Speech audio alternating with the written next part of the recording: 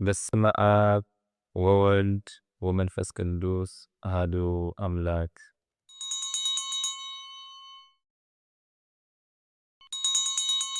በስመ አብን ወልድን መንፈስ ቅዱስን ሓደ አምላኽ አሜን።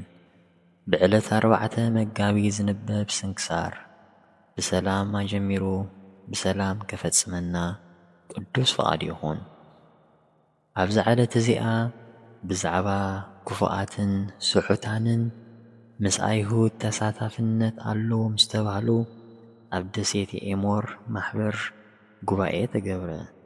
ንሳቶም ንኽቡር በዓል ናይ ጎይታናን ኣምላኽናን መድሓኒናን ኢየሱስ ክርስቶስ ምስ ኣይሁድ 14 ሚያዝያ ሶኒ እንተወዓለ ወይ ሰሉስ እንተወዓለ ረቡዕ እንተወዓለ ወይ ድማ ዓርቢ እንተወዓለ ወይ ቀዳሚት ሰንበት እንተወዓለ በዓል ይገብሩ ነበሩ። ኤጲስቆጶስ ናይ ደሴቶም ኣውጊዝዎም ድማ ኣይተመልሱን።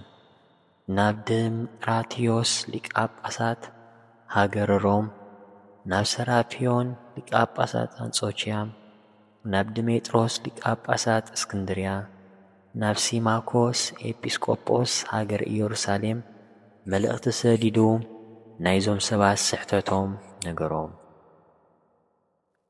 እዞም 4 ሊቃነ ጳጳሳት ኣብኡ ንኽቡር በዓል ፋሲካ ብዕለት እሁድ ሰንበት እንተዘይኮይኑ ኸይግበር ንሱ ድማ ድሕሪ በዓል ኣይሁድ ክኸውን ኣለዎ ኢሎም ነናቶም መልእኽቲ ብምልኣኽ ኩሉ ነዚ ትእዛዝ እዙ ዝጥሕስ ይሰጎቡ፣ ሽመኛ እንተኾይኑ ድማ ይሰዓር ኢሎም ኣውገዙ።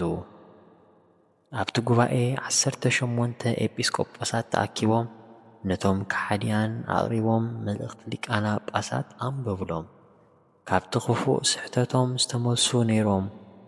ካብ ስሕተቶም ንዘይተመልሱ ግና ኣውጊዞም ረጊሞም ካብ ቤተ ክርስቲያን ሰጐግዎም።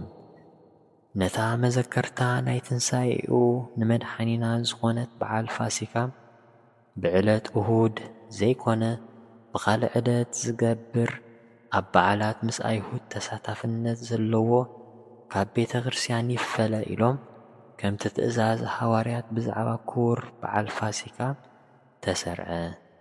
ብጸሎት ኩሎም ዘስመርዎ ካብ ናይ ሰይጣን ስሕተትን መጻወድያን ተንኰልን እግዚኣብሔር ንዘላለም የድሕነናን ይሓልወናን ኣሜን።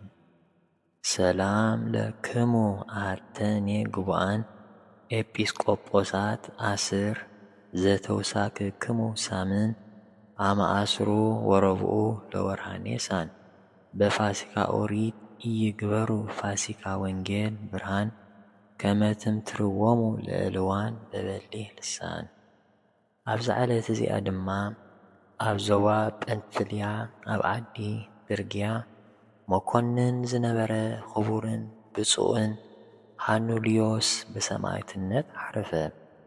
እዚ ቅዱስ እዙ ምእንቲ ፍቕሪ እቲ ኣምልኾን ምስጋናን ናቱ ዝኾነ ጐይታናን ኣምላኽናን መድሓኒናን ኢየሱስ ክርስቶስ ኣብ ዲዮቅልጥያኖስ ዝተሾመ ብርኒኮስ መኰንን ኣብ ቅድሚኡ ደው ምስ ኣበሎ ብብሩህን ብንጹርን ቃላት ሃይማኖት ጐይታና ኣግሃደሉ።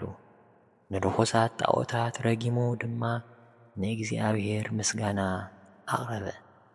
ሽዑ እቲ መኰንን ኣብ ዕንፀይቲ ክሰቕልዎ ኣዘዝ እሞ ምስ ሰቐልዎ ምእንቲ ቅዱስ ስሙ ሰማዕት ንኽኸውን ስለ ዝተዳለወ ንዕኡ ምስጋና ንዝግብኦ ጐይታናን ኣምላኽናን መድሓኒናን ኢየሱስ ክርስቶስ ኣመስገኖ።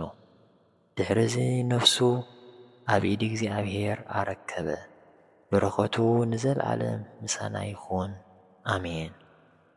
ሰላም ለሃኑልዮስ መኰንነ ርእት ወፍት ዝሃገረ ተር ኣመሰቀልዎ ሎቱ መልዕልተ ዕፅ ነዊሕ መጠወ ነፍሶ ማእከለ ጉባኤ ብዙሕ እንዘይሴብሖ ለክርስቶስ ብዓቢይ ክላህ።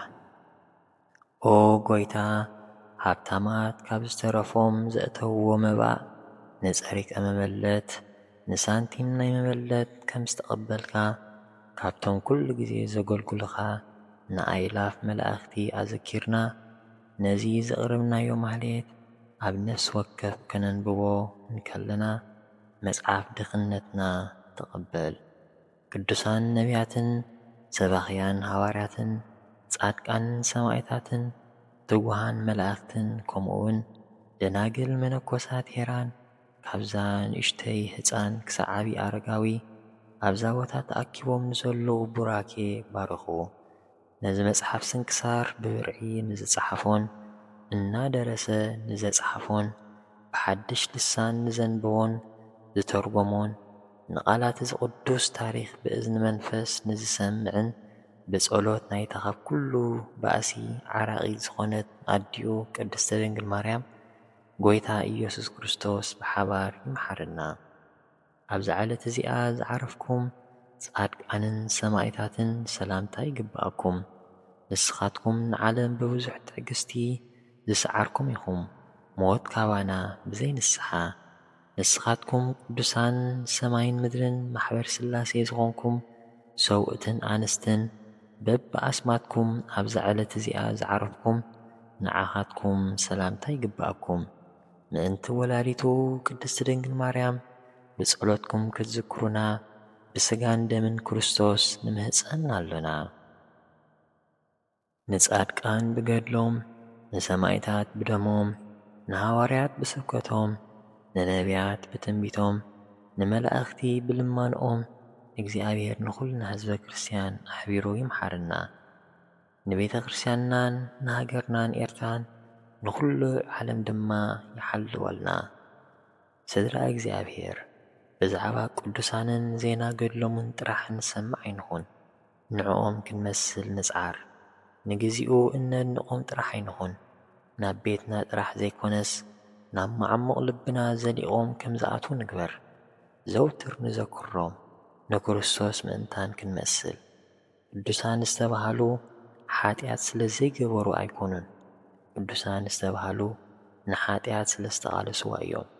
ንሕና ድማ ኣሰሮም ንስዓብ ንእግዚኣብሔር ከመይ ገይሮም ክሳብ መወዳእታ ከም ዘፍቀርዎን ከም ዝተኣዘዝውን ተመልኪትና ብኡ መንገዲ ንመላለስ። ነዚ ክንገብር ናይ እግዚኣብሔር ኣምላኽና ምሕረቱን ጽጉን ናይ ወላዲተ ኣምላኽ ኣመላድነትን በረኸትን ናይ ኩሎም ቅዱሳን ጸሎትን ረድኤትን ኣይፈልየና። ስብሃት ለእግዚኣብሔር ልዑል ወለወላዲቱ ድንግል ወለመስቀሉ ክቡር ኣሜን።